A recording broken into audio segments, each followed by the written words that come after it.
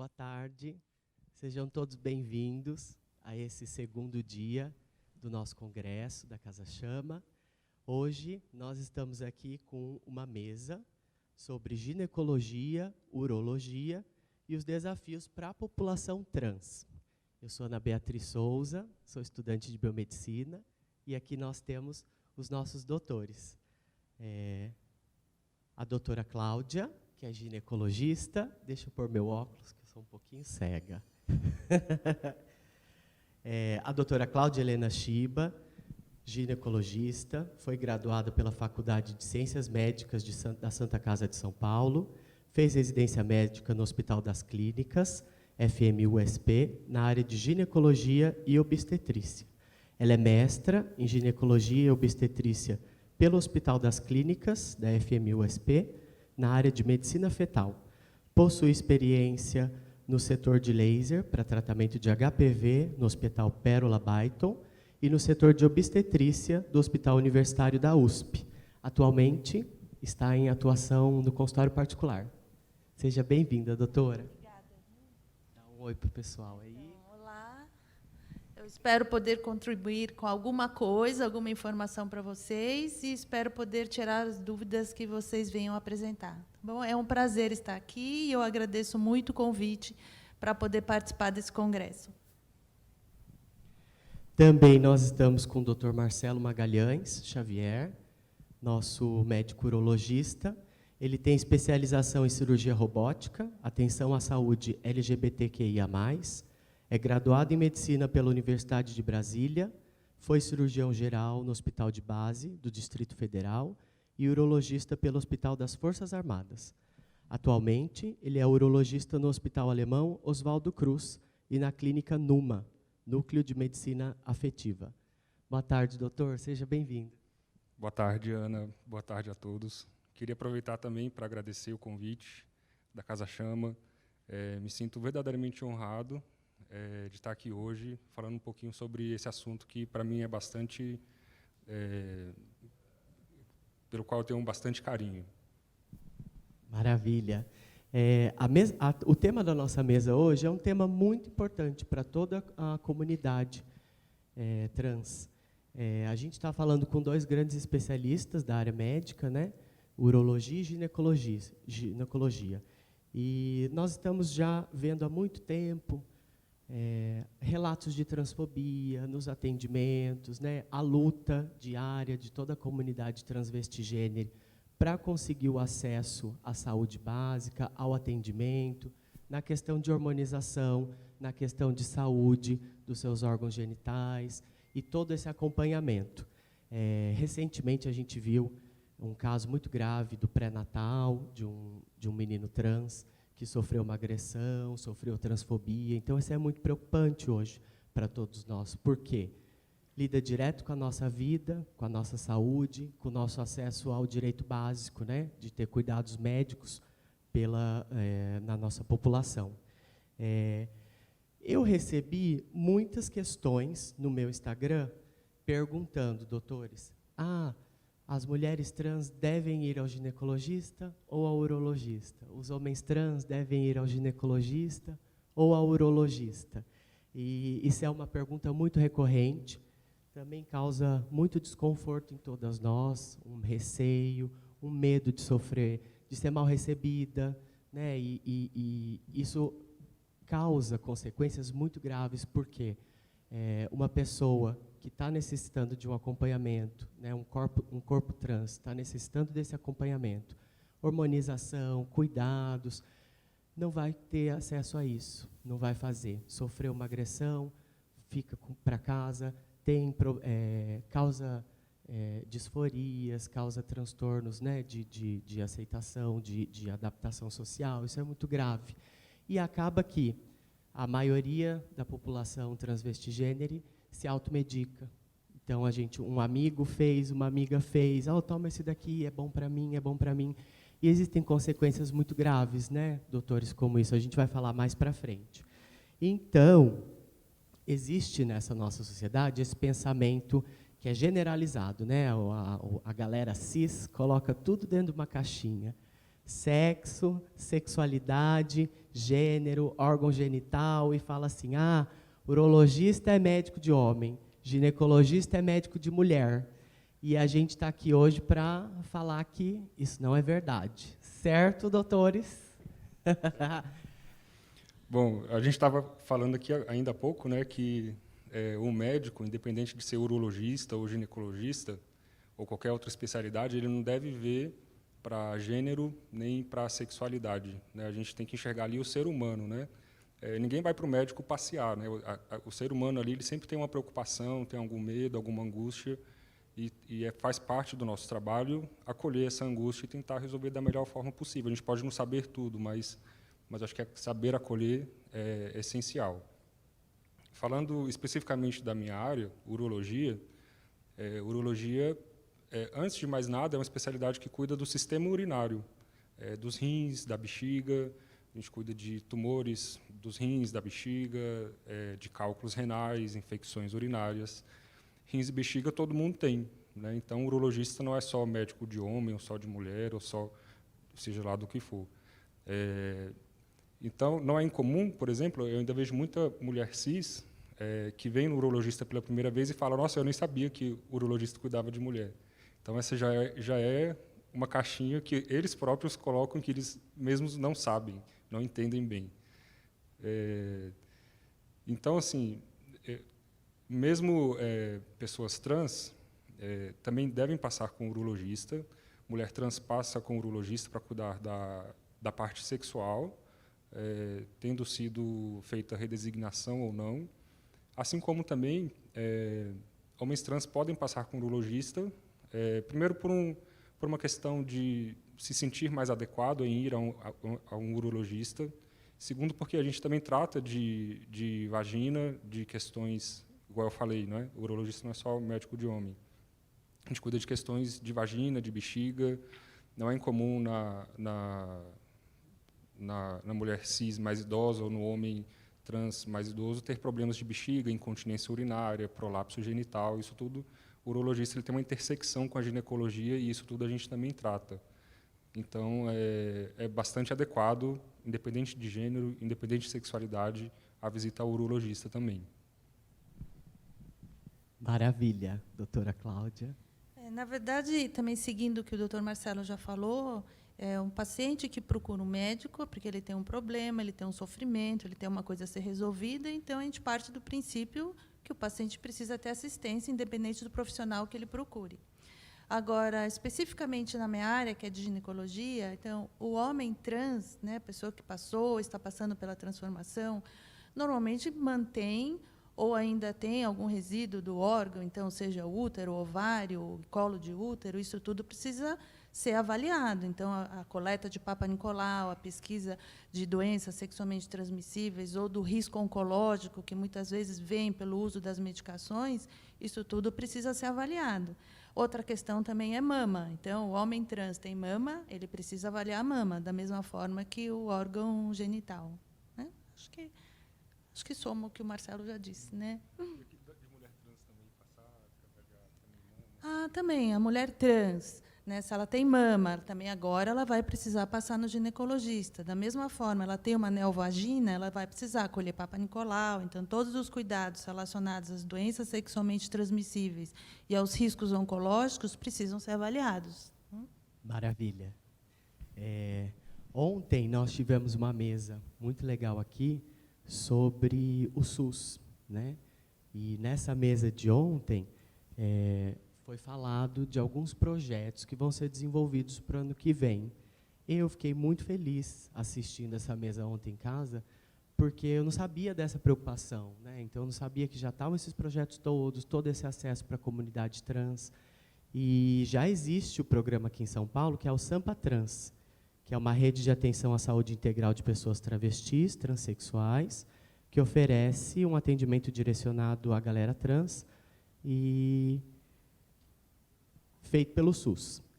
Ontem, na mesa, a gente descobriu que existem novos projetos, e principalmente para gênero, que é um conflito muito grande. Às vezes a gente vai no hospital público ou vai numa clínica passando mal, com necessidade. Documento. Não é o nome que a gente utiliza, não é o nosso nome de verdade, quem a gente é. E aí não é nosso gênero, então começa já desde aí, desde a recepção até ser atendida. Algumas pessoas não têm esse carinho, esse respeito, né, essa atenção maior quanto a isso. E aí a gente ficou sabendo ontem que grandes mudanças vão ser feitas, já estão no forno e vão sair para amanhã não, para o ano que vem. Principalmente a mudança quando a gente faz nosso cadastro no Sistema Único de Saúde ou nos atendimentos, é sexo, né? Sempre tem o sexo. Então, foi feita uma grande mudança, foi aprovada, vai acontecer ano que vem, que não vamos ter mais o sexo, nós vamos ter só CPF.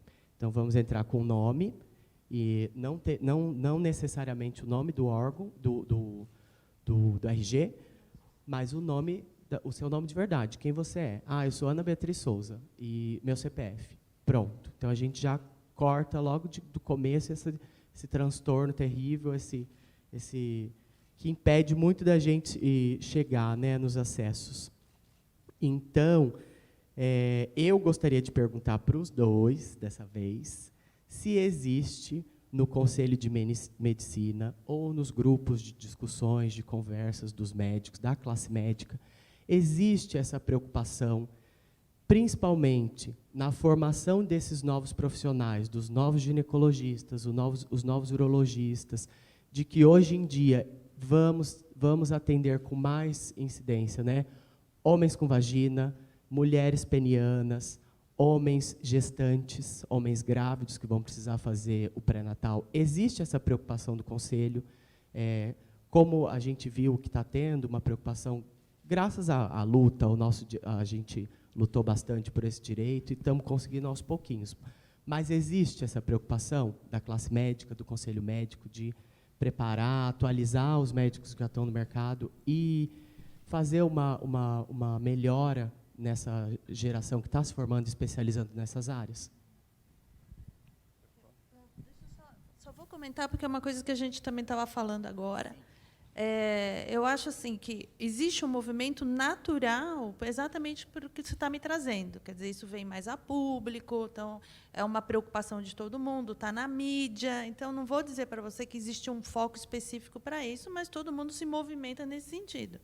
Tanto que nos consultórios, na maioria dos locais de atendimento, laboratório, já existe essa questão do nome social, exatamente para não trazer, né, uma situação de mal-estar para o paciente que está chegando.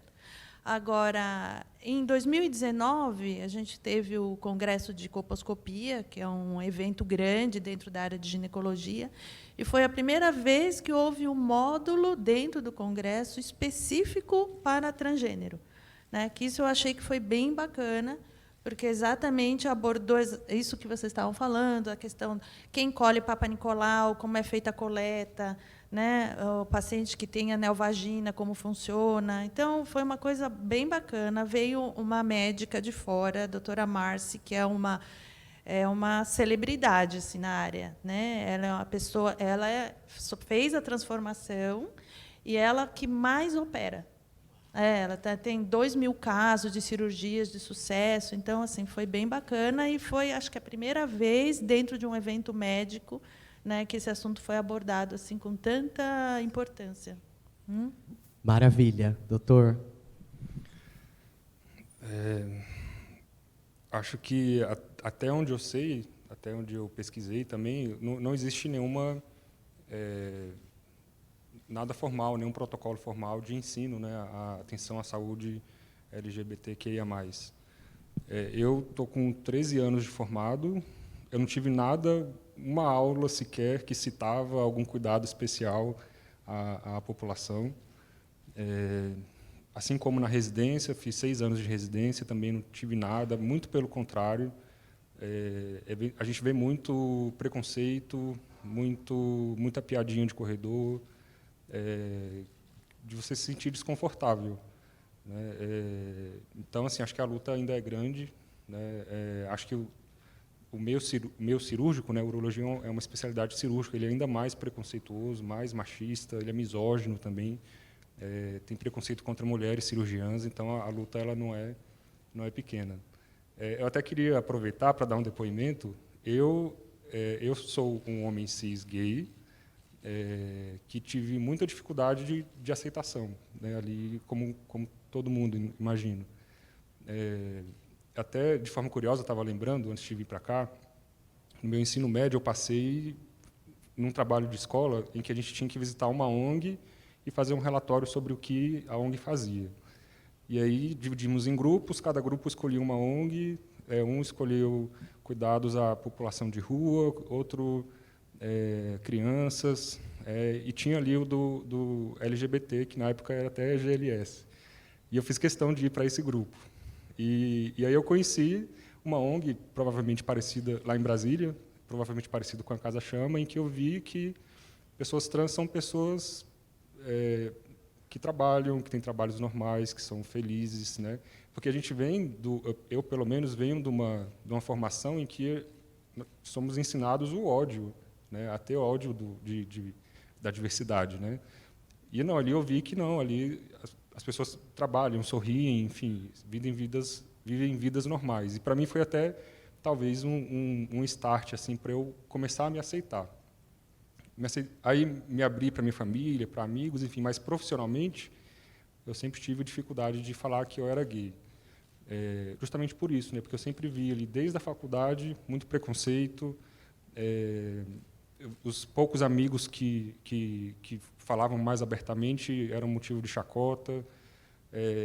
Na residência, eu tive a oportunidade de falar com um dos meus professores e fui mal recebido. Ele falou assim para mim: tudo bem você ser gay, eu até tenho amigos que são, mas não deixe os pacientes... Clássico, né? O clássico. Mas, tudo bem, eu tenho amigas trans, você é linda. Mas eu não quis ser transfóbica. Então, tudo bem ser gay, mas não deixe que os pacientes saibam, porque os pacientes não vão querer ser consultados por um homem gay. E aquilo, para mim, foi um choque. Assim, eu não soube o que fazer, enfim.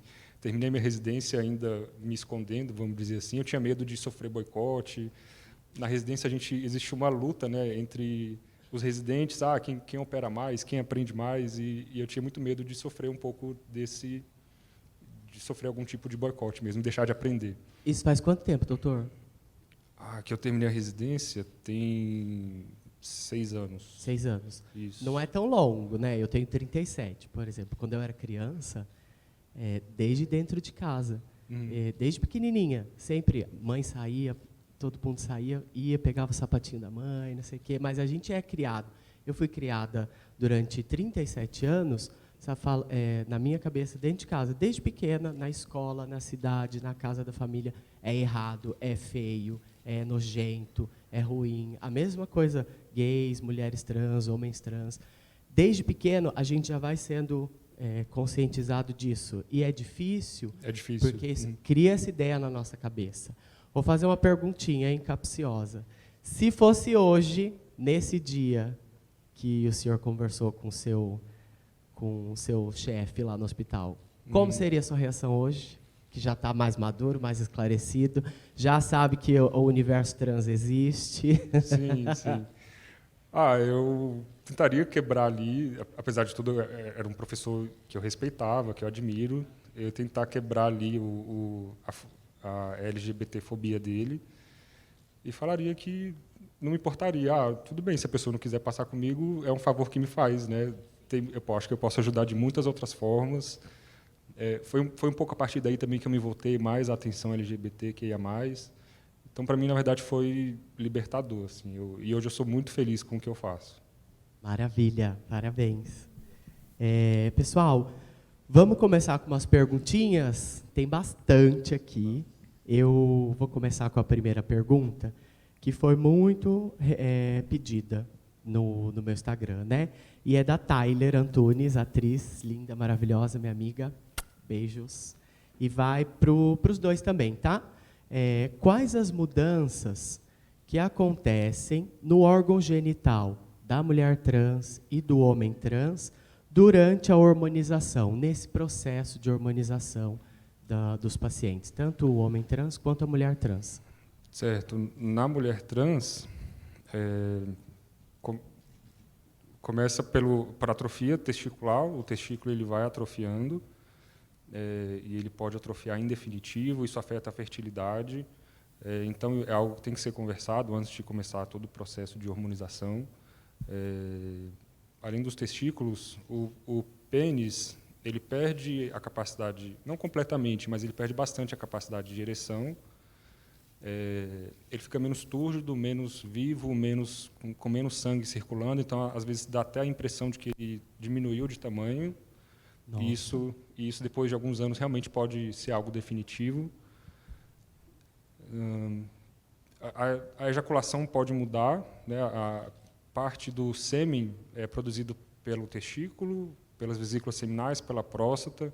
Como todos esses órgãos estão inibidos, então a quantidade, a qualidade de sêmen ele vai diminuir, às vezes até o ponto de zerar mesmo. Podem trazer alguns distúrbios do orgasmo, dificuldade em chegar ao orgasmo. Mexe com a libido? Mexe com a libido, com certeza. Tanto que quem quer preservar a libido não toma antiandrogênico, né? Porque a testosterona quem traz a libido.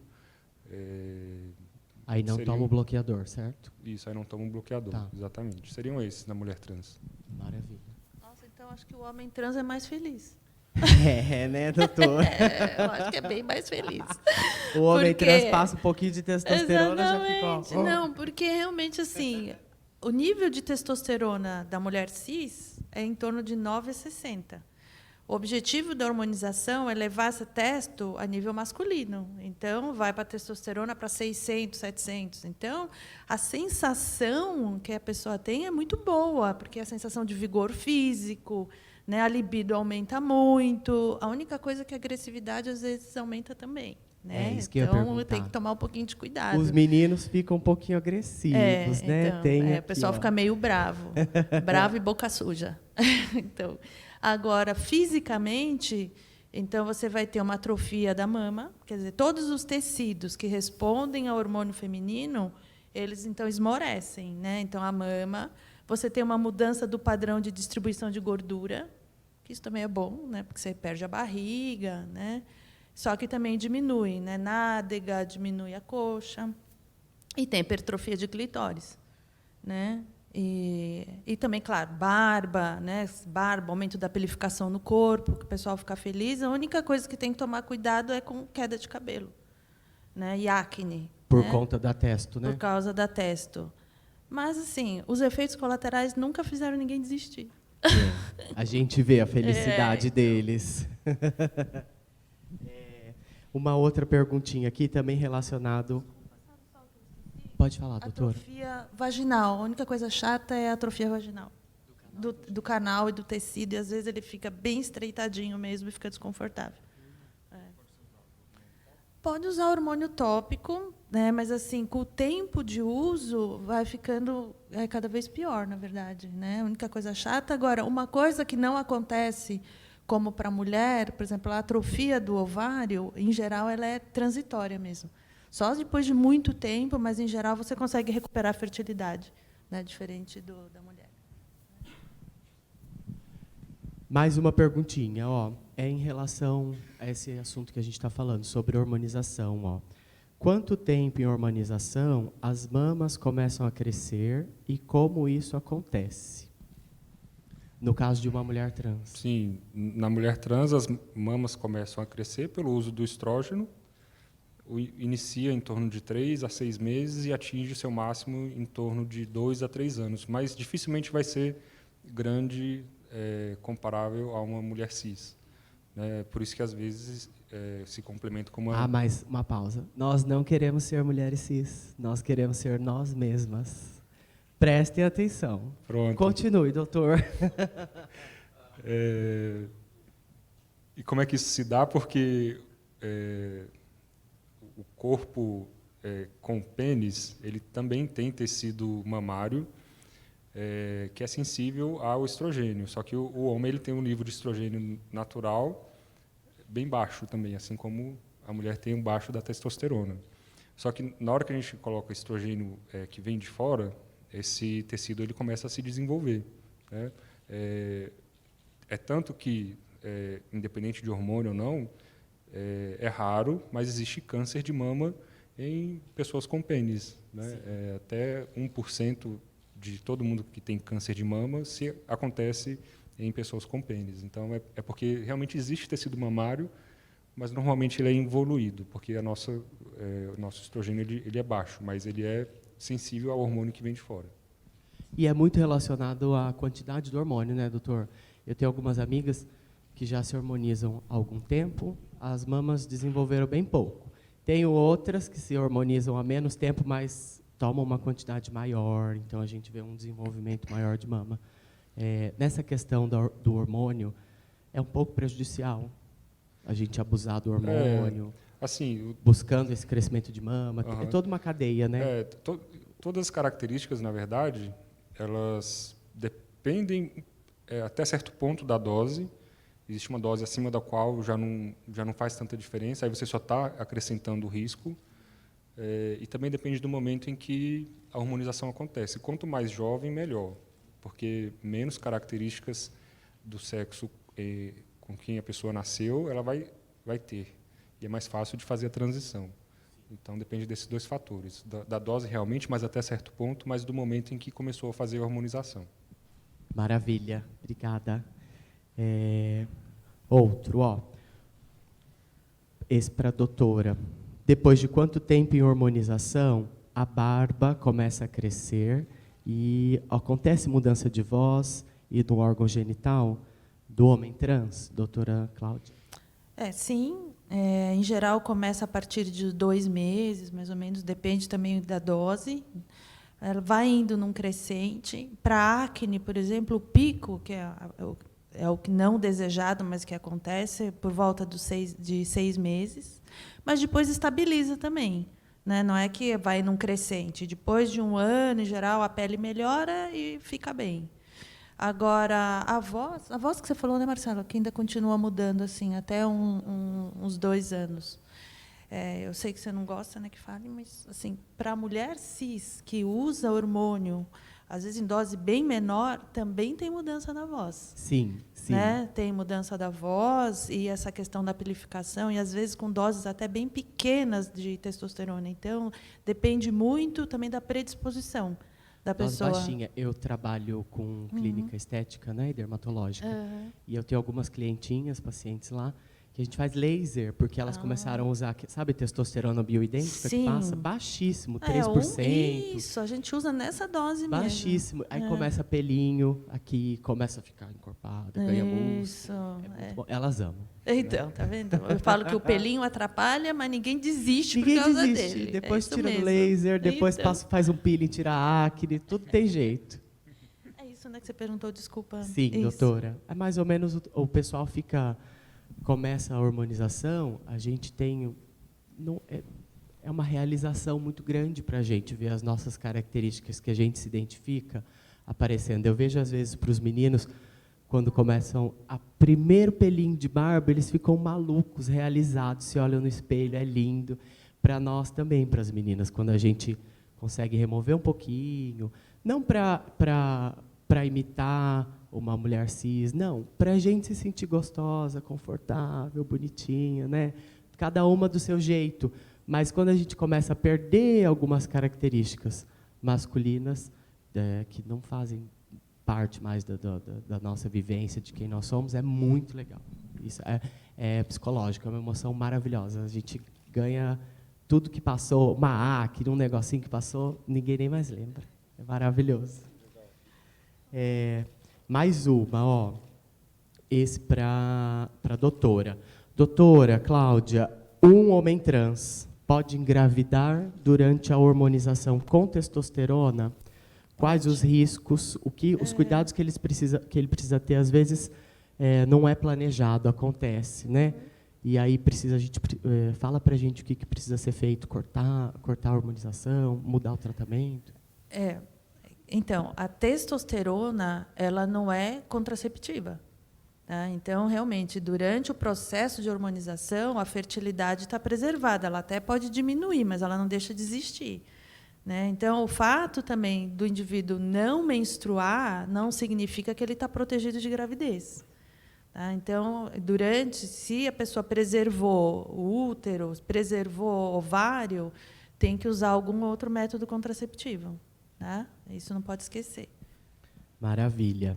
E mais uma para a doutora, ó, nessa pegada aí de gestação, como fica a questão do aleitamento em corpos transmasculinos que realizaram a mastectomia, doutora? Existem alternativas, né, as fórmulas, tudo Então, isso? sabe, eu estava até antes falando para o Marcelo, eu tenho as enfermeiras que trabalham comigo, né, porque eu faço obstetrícia. E elas trabalham muito com essa parte de amamentação. E até uma delas estava comentando comigo que ela foi na casa de um casal gay, são 2 homens, que fizeram barriga de aluguel, então eles tinham um bebezinho, e eles queriam amamentar. Né? Então, o que eles fazem é uma chamada relactação, que eles colocam um caninho, né, por onde sai o leite, e a criança suga ali. Só que, na verdade, é mais pela sensação, tal, porque eu não posso dizer que essa mama vai produzir leite. Né? Existem até alguns remédios que podem ser usados que tentam estimular, mas quando você já teve tecido mamário de fato, né, por exemplo, você ainda consegue, mas, em geral, quem já fez a mastectomia, a adenomasté, na verdade, né, quem já tirou bastante do tecido mamário, com o estímulo da gravidez, vai crescer um pouco. E, usando esses recursos, consegue. Né, mas eu não posso dizer que vai conseguir fazer uma amamentação exclusiva, eu digo, né, conseguir amamentar mesmo o bebê só dessa forma. Vai precisar complementar. Mas é muito importante, né, o aleitamento, mas a gente substitui bem, nesses casos, com as fórmulas, com as outras coisas. Olha, né? eu vou dizer, a amamentação tem um significado tão grande, sabe, Ana, que isso eu vejo muito até em mulher cis, que muitas vezes não consegue amamentar, é uma das maiores causas de depressão pós-parto. Né? Então, realmente, assim, tem um significado muito forte, né, para a pessoa que vai ser pai ou mãe. Né? Então, isso realmente é uma coisa que o pessoal tem que valorizar, viu? Maravilha. Mais uma. No mês passado, nós tivemos o mês do Novembro Azul, que é um mês dedicado aqui, com todos os cuidados da prevenção do câncer de próstata. E aí essa vai para o doutor Marcelo. Doutor, ó, a galera quis saber quais os cuidados com a próstata das mulheres trans, travestis e pessoas de gênero não binário. Bom, antes de falar sobre isso, eu queria primeiro falar o que é a próstata, de onde ela vem, para onde ela vai. Muita gente não sabe, né? Perfeito. A próstata é considerado um órgão genital interno de pessoas que nasceram com pênis. Ela se localiza logo abaixo da bexiga. A bexiga ela se afunila para formar a uretra, o canal urinário, e essa uretra passa por dentro da próstata. Na próstata também se unem os canais ejaculatórios, que vêm dos testículos e das vesículas seminais. Então, a próstata está ali numa posição bem estratégica. A função da próstata, eu costumo falar que são 3, mas se você for ler em livro, vai ser só uma. Aqui o livro fala produção do líquido prostático, que ajuda a nutrir os espermatozoides. Ok. A segunda função que eu percebo, mas não é descrita assim, exatamente em livro. A próstata ela é composta por glândula. Glândula é o tecido que produz a secreção, e por músculo também. Então, na hora da ejaculação, por exemplo, em parte a próstata que faz com que o sêmen seja expulso, né, porque ela contrai ali na hora. E essa mesma contração dá a sensação de orgasmo, aquela sensação boa, de tudo contraindo ali. Então, ela tem essa função ejaculatória, tanto que quando a gente opera a próstata ou passa algumas medicações para a próstata, ocorrem alterações na ejaculação, ou diminui a quantidade, ou acontece o que a gente chama de ejaculação retrógrada, que é quando o sêmen vai para a bexiga. E a outra função é a função justamente sexual, de prazer. Né? A gente sabe que a próstata ela é sensível, em quem pratica sexo anal receptivo, é prazeroso, e tem essa função também, e essa com certeza não está nos livros. Mas, enfim, a próstata ela basicamente tem 2 doenças também que nós cuidamos. Existem outras menos comuns, mas as 2 principais são a hiperplasia e o câncer.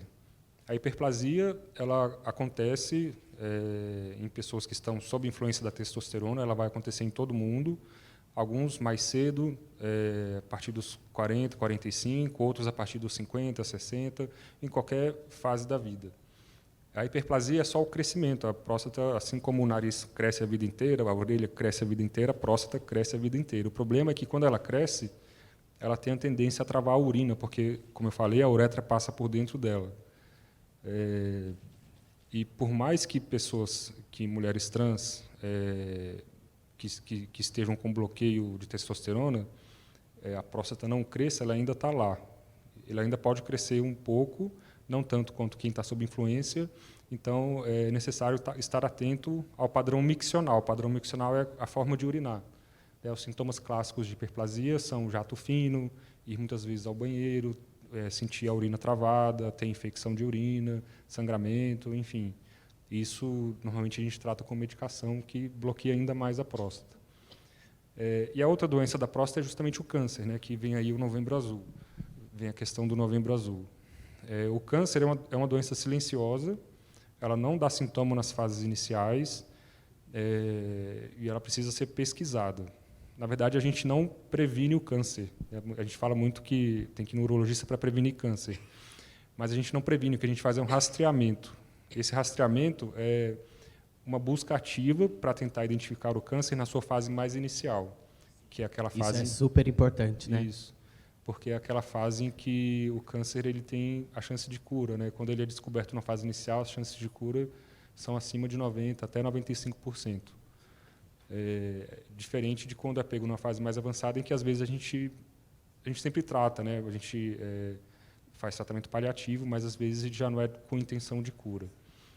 E isso não é diferente para mulheres trans, porque, apesar de também o câncer ser mais raro, já que elas não estão sob influência da testosterona, ele não é totalmente nulo a chance de acontecer. Então, também precisa ir ao urologista. E, inclusive, apesar de ser raro, quando ele acontece, ele costuma ser mais agressivo, porque uma das formas da gente tratar câncer de próstata avançado é justamente a gente bloquear o hormônio no homem cis.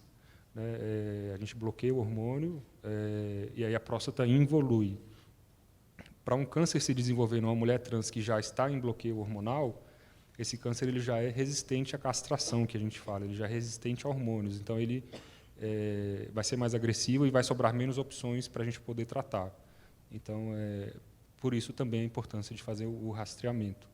O rastreamento ele é recomendado para todas a partir dos 50 anos e para todas a partir dos 45 anos, se tem história familiar de câncer de próstata. Maravilha. Uma perguntinha também malandra, hein, doutor?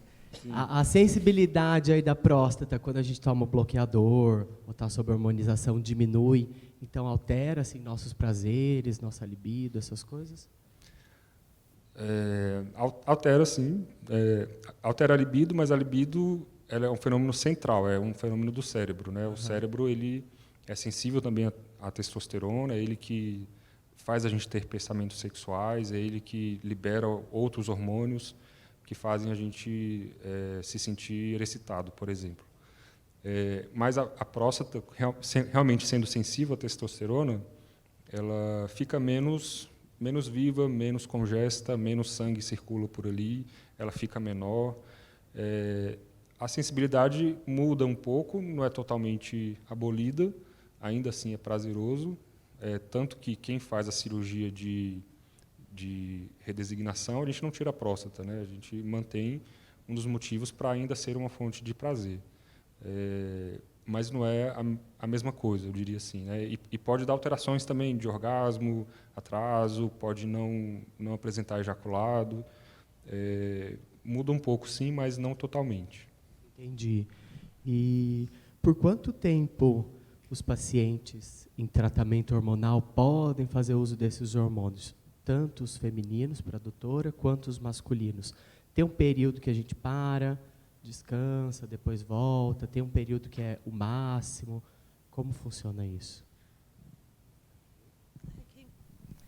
A reposição hormonal, em tese, ela não tem um limite de tempo, porque a partir do momento que você cesse o uso da medicação, você também tem um retorno para a condição original. Então, eu diria que você manter uma estabilidade hormonal, eu acho que é até mais interessante, desde que os efeitos colaterais não impeçam.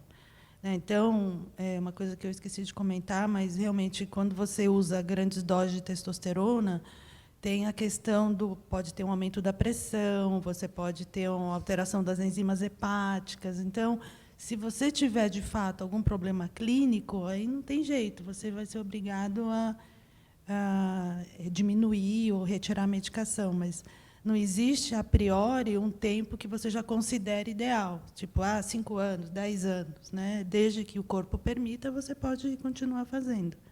Maravilha. E uma outra perguntinha aqui também, da Tyler. O uso de hormônios femininos pode causar câncer?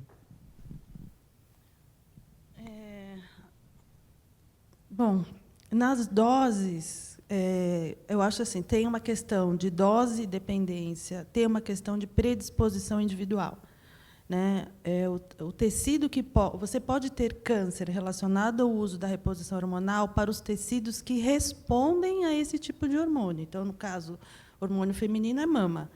Né? Para quem tem útero, a preocupação é o endométrio. Tá? Agora, se não for nessa situação, o hormônio feminino não gera câncer em outros órgãos, por exemplo. Né? Essa situação não existe. Tá? Entendi, maravilha, ótima. Ana, só de forma curiosa, eu sei que não se aplica à população trans, mas essa é uma pergunta também com relação à testosterona para homens cis que usa como anabolizante, por exemplo. Né? Existem vários estudos que tentam provar que a testosterona ela causa câncer, mas nenhum deles é conclusivo. Então, assim, não existe uma recomendação de não usar testosterona porque ele induziria câncer. Só que a testosterona é um hormônio anabólico. Né? Então, se a pessoa tiver um câncer, em especial na próstata, mas em qualquer outro câncer, esse câncer vai responder à testosterona. Então, você vai estar jogando lenha na fogueira ali, entendeu? Então, a gente tem que ter bastante cuidado quando faz reposição de hormônio para estar monitorando órgãos-alvos que são sensíveis aos hormônios para poder, se eventualmente a pessoa tiver um câncer, a gente poder cessar com aquela reposição hormonal. Maravilha. Por isso que é importante, né, essa atenção e acolhimento da classe médica para que a população trans possa frequentar, possa acompanhar, possa fazer seu tratamento, seus exames, suas reposições em segurança, que é um direito de todos os cidadãos ter acesso à saúde pública. Mais uma. Essa vai para a doutora Cláudia também. Doutora, a histerectomia pode trazer algum malefício para o homem trans? Eu diria assim, a consequência mais importante da retirada do útero é não poder mais engravidar. Né? Isso é uma situação que fica definida. Agora, o problema da retirada do útero seriam só as eventuais complicações cirúrgicas. Né? Toda vez que você não tem como você tirar o útero se não for através de uma cirurgia, e o risco seria relacionado a isso só. Tá? Mas, assim, você pode viver sem útero, se esse for o objetivo da pergunta. Isso né? aí mesmo. Maravilha. Recentemente, a gente viu na TV a modelo Jéssica Alves, que é uma mulher trans. Ela deu uma entrevista e ela disse que ela pretende fazer um transplante de útero. Muito legal. A gente já teve um único caso de transplante de útero numa mulher trans, que aconteceu em 1933, e foi pela Lili Elbe, e esse caso inspirou o filme, que a gente já conhece, A Garota Dinamarquesa. Né? Naquela época, devido à escassez de medicamentos e tratamentos, condições de saúde, a Lili faleceu de uma infecção pós-cirúrgica, após alguns meses da sua cirurgia. Hoje em dia, doutor, com essa tecnologia, com o avanço da medicina, é possível que a gente consiga realizar um transplante de útero numa mulher trans sem consequências, monitorado adequadamente? A Jéssica Alves vai conseguir isso aí logo, logo? Nós vamos conseguir isso logo, logo, para quem quer? Então, essa é uma questão bem delicada, assim. cada vez mais estamos transplantando órgãos diversos, né? Acho que os mais conhecidos, mais corriqueiros, córnea, rim, fígado já menos.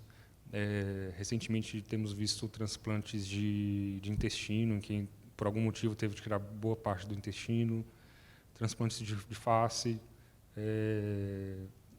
Assim, toda vez que a gente transplanta um órgão, a gente precisa de imunossuprimir a pessoa, porque, querendo ou não, aquele órgão é um órgão estranho e o nosso organismo ele reconhece como estranho e tem a tendência a atacar, a rejeitar aquele órgão. Então, assim, mesmo pessoas que transplantaram rim, intestino, córnea e tudo, eles fazem um tratamento, um acompanhamento, e é pesado aí o risco-benefício do transplante com como ele vai viver depois, né? Com todas essas medicações, todos esses cuidados. O transplante de útero, eu acho que tem muita pouca coisa descrita a respeito. Hoje, com certeza, ele não é factível, pode ser que seja um dia, não sei.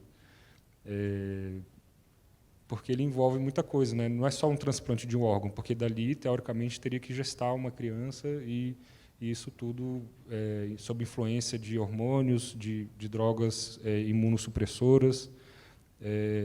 Boa parte dessas drogas imunossupressoras são teratogênicas, então é um assunto muito mais delicado. Assim, eu até acho que seja possível o transplante de um útero, mas agora se vai vingar um feto ali, eu acho que já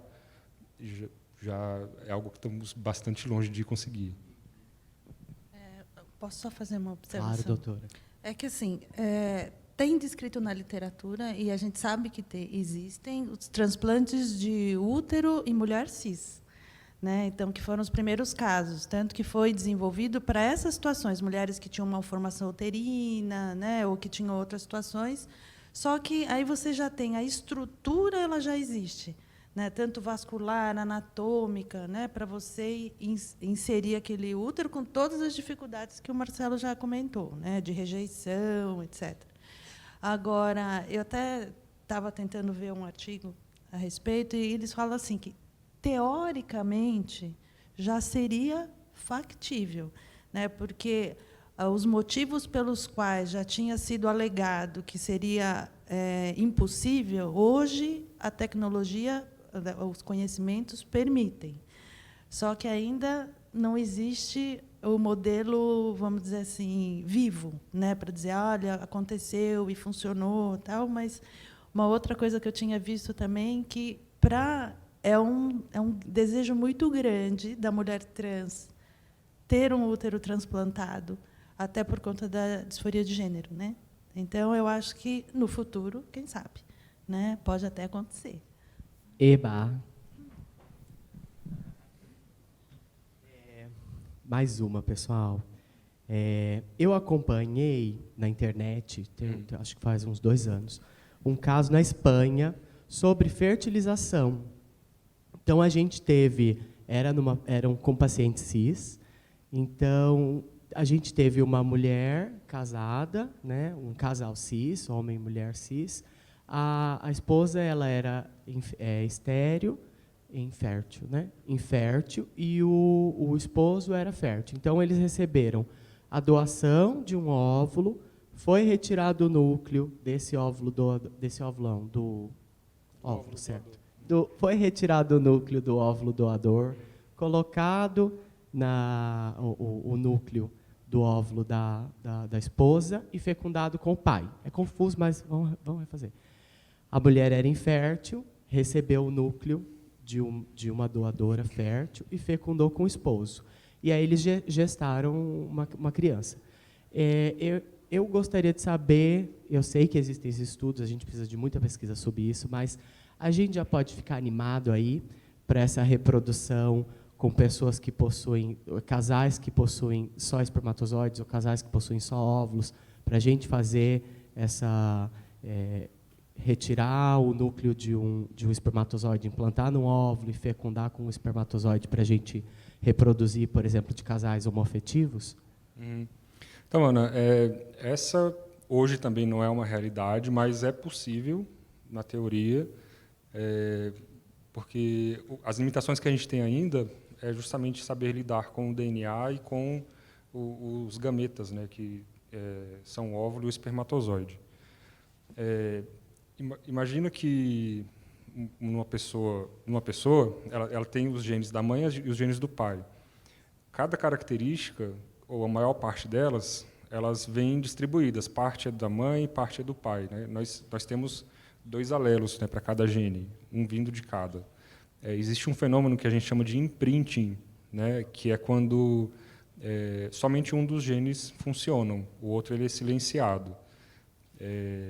Então, assim, imagine que se a gente coloca 2 materiais genéticos vindos de 2 espermatozoides, pode ser que naquele mesmo gene os 2 genes estejam silenciados e aí aquela característica ela não se desenvolve. É como se a mãe desse a característica de olho azul e o pai desse a característica de olho castanho. Mas aí, na criança, predominou o gene da mãe, que nasceu de olho azul. Mas, se são 2 vindos de 2 espermatozoides, se os 2 estão silenciados, a gente, teoricamente, nem sabe se a pessoa teria o olho de alguma cor, se enxergaria ou não. Mas isso pode ter desdobramentos da formação do feto, né? Isso é um exemplo bobo, né? Mas pode vir de um gene do desenvolvimento do coração, do cérebro, e aquele embrião nem se desenvolver. Então, o imprint é só um dos mecanismos de proteção ali do DNA, existem muitos outros. Então, ainda teríamos que estudar bastante uma engenharia genética que fosse possível isso acontecer, longe ainda da nossa realidade, tanto de tempo quanto de custos. Mas eu fiz uma pesquisa, você também viu, né? Talvez um outro caminho.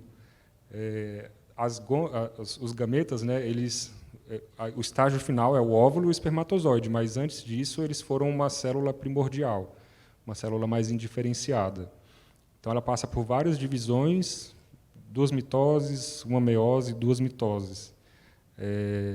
E nesse processo ele vai se especializando ou para óvulo ou para espermatozoide. Às vezes, se a gente puder atuar lá naquela célula primária, a gente pudesse, por exemplo, numa pessoa que tem óvulo, que teria um óvulo, fazer com que essa célula primária, na verdade, se transformasse num espermatozoide.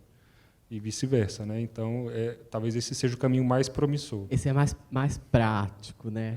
Exige menos, tem um pouquinho menos de risco, né? Isso. Eu vi esse, foi feito nos camundongos. Mas isso também assim, uma grande questão, talvez a mais difícil de todas, não seja nem a ciência, a genética, mas sim a ética, né? Isso tudo é muito discutido. A gente falou disso. Falamos Essa disso do desenvolver na célula primordial, ela foi parada, essa pesquisa foi parada, sofreu algumas coisas pela ética. Foi proibido, o conselho, não sei de que país que era, não era da Espanha foi esse. Mas foi nessa questão de que não foi possível dar continuidade na pesquisa por causa disso. Por causa de ética. Eu estava até revendo, ainda hoje existem países que proíbem uma mulher cis de ser mãe solteira com esperma doador, porque é contra a religião, é contra as crenças, enfim, isso é absurdo, né? Imagina uma barriga de aluguel, imagina um filho de pais com a mesma genitália. Né? Pois é. Mais uma, doutor, essa é divertidinha, é do Heitor Luiz. Um beijo, Heitor, meu amigo. Tomate é mesmo bom para a próstata? Essa é uma pergunta frequente, uma dúvida antiga. O tomate é rico em licopeno, que é um antioxidante. Ele tem uma ação anti-inflamatória, atua realmente na próstata. Mas os trabalhos eles são controversos.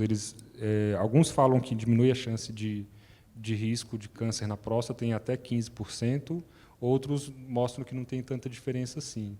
Então, assim, e também depende da quantidade, do tempo em que a pessoa tomou aquela certa quantidade, não é algo muito certo, não. Mas, de uma forma geral, como eu estava falando, a gente não previne o câncer de próstata, a gente rastreia. Mas, de uma forma geral, o que pode ser feito para diminuir essa chance, embora não anule essa chance, é ter hábitos de vida saudáveis, se alimentar bem, atividade física, estar com o peso controlado, não fumar.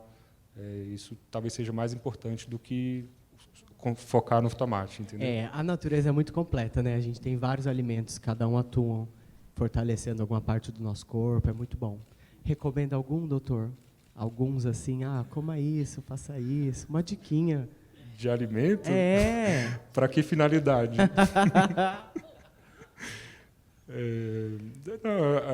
Alimentos mais naturais possíveis, de uma forma geral, frutas, verduras. Não, Exato.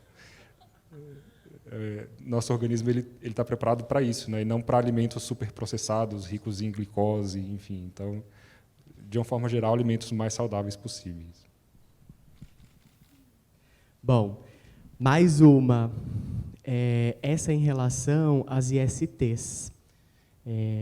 A gente tem, às vezes, surtos de certas doenças, certas. Isso é para a galera em geral, para a humanidade em geral, que é muito importante, né? As relações, a gente ser sempre honesto, a gente se cuidar, a gente se preservar, fazer uso de camisinha. Quando verificar alguma coisa, ir procurar um especialista para não contaminar nossos parceiros. Isso é no geral, dos seres humanos em geral. Eu queria ver com o doutor e com a doutora, para a gente reforçar essa questão da proteção durante o ato sexual, sobre o uso da camisinha, se existem outros métodos. A gente vê que tem a PrEP para o controle da transmissão do HIV e outras, né? Mas não existe só isso, existem muitas outras doenças transmissíveis, até por sexo oral, por penetração, até por poucas coisas. Passar para a gente, né, algumas formas da gente se prevenir, além da preservativa, além da boa conduta. Sim. Bom, eu sempre recomendo o uso de camisinha. Ainda é um método muito eficaz para prevenir diversas ISTs, mas não é o único. Tem paciente que não se adapta à camisinha, seja porque não gosta da sensação ou porque às vezes tem alergia. Mas existem as hipoalergênicas. Sim, eu sempre recomendo. Isso não é desculpa. Mas... E também existem as grandonas, as pequenininhas, para todo mundo. Exato, existe para quem tem ejaculação precoce, que é um pouco mais grossa, tem anestésico. Mas assim, tem gente que realmente não gosta e não usa. Então, existem, sim, outras formas de diminuir a chance de transmissão de ISTs. Existe a PrEP, né, que é o uso de antirretrovirais de forma controlada, que se toma antes de ter uma relação desprotegida, seja contínua ou seja sob demanda, que chega a praticamente zerar a chance de transmissão. É uma opção, só que a PrEP ela só protege contra o HIV, não protege contra outras ISTs. Existe a PEP, que é a profilaxia pós-exposição, que, de forma parecida, diminui a chance de transmissão de HIV quando aconteceu de forma desprevenida, né? Aconteceu porque aconteceu ali no momento, ou uma pessoa que foi abusada sexualmente. Nós mesmos, no hospital, se a gente se corta, se a gente se fura, a gente, em algumas situações, tomamos também PEP, quando a gente não sabe a sorologia daquele sangue, que é tomar a medicação iniciando até 72 horas e, normalmente, durante um mês, para prevenir o desenvolvimento, o crescimento do HIV no organismo. Outra forma de diminuir a chance é usar lubrificante na hora do sexo, porque um sexo mais lubrificado gera menos fissuras, menos úlceras, menos trauma, menos atrito, então sangra menos, diminui a chance de transmissão de doenças. Eu, às vezes, para quem tem herpes recorrente, recomendo tomar o aciclovir, que é o que a gente mais usa. O antiviral. Isso, de forma supressiva durante alguns meses ou sob demanda também. Alguns estudos mostram que realmente a chance de uma lesão de herpes surgir dessa forma ela é menor. Existem também alguns trabalhos que tentam, de forma profilática, prescrever alguns antibióticos para prevenir sífilis, gonorreia, por exemplo. A gente teve um surto de sífilis, né, há 2 anos, antes da pandemia. Aqui na cidade de São Paulo foi terrível. Sim, ainda tenho visto muito no consultório até.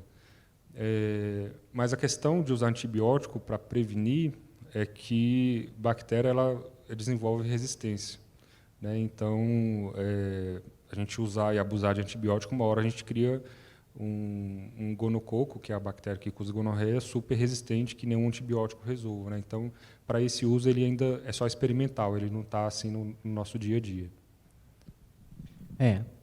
A melhor opção sempre é se prevenir, né? Se cuidar.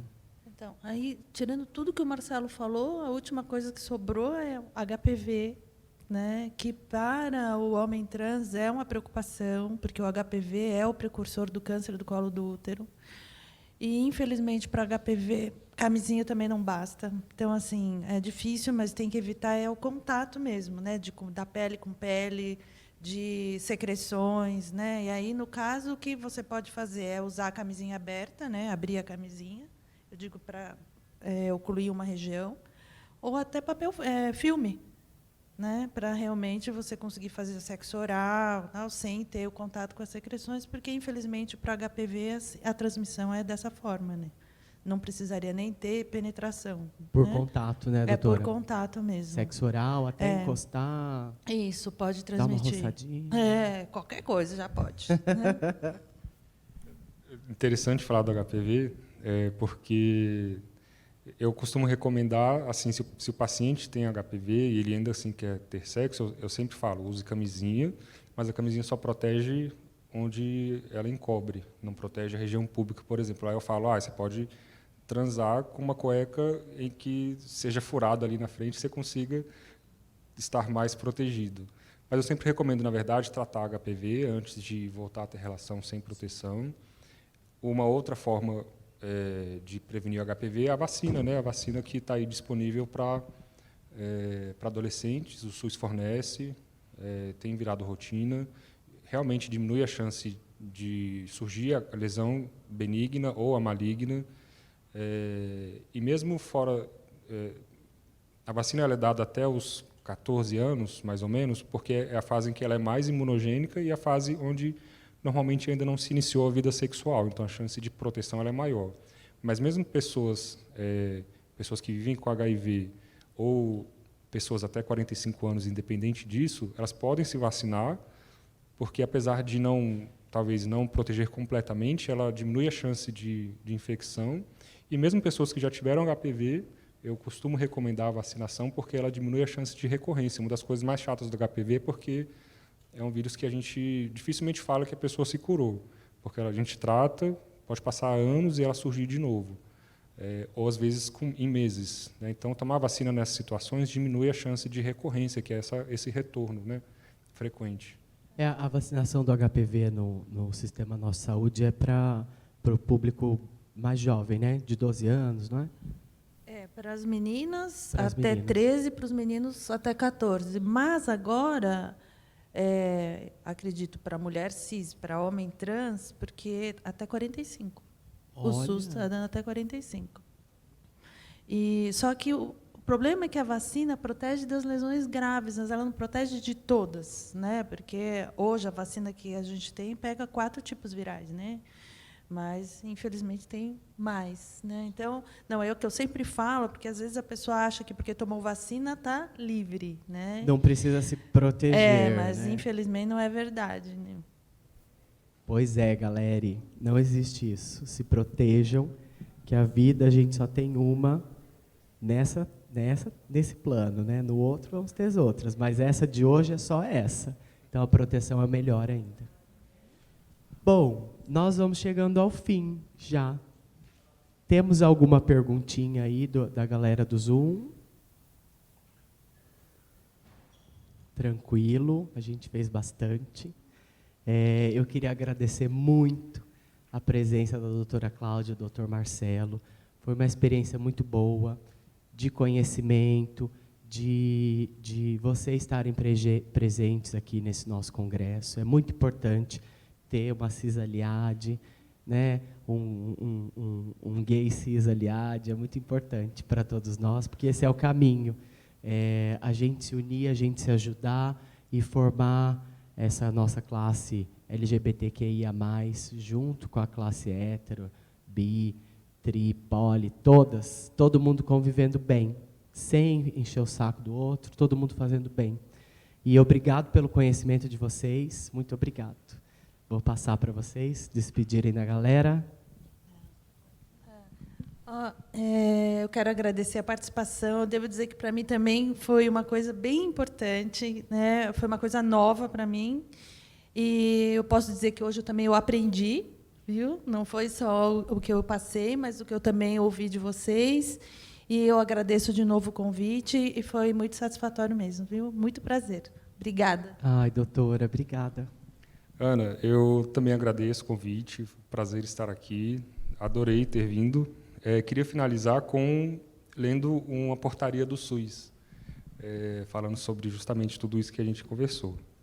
Está aqui escrito: toda pessoa tem direito ao atendimento humanizado e acolhedor, realizado por profissionais qualificados, em ambiente limpo, confortável e acessível a todos.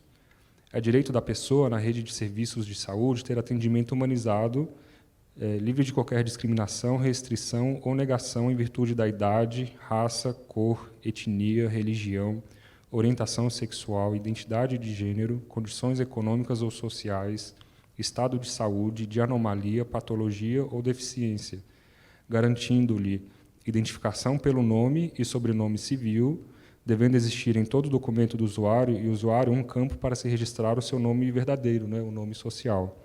Independente do registro civil, sendo assegurado o uso desse nome de preferência, não podendo ser identificado por número, nome diferente ou código da doença ou outras formas desrespeitosas ou preconceituosas.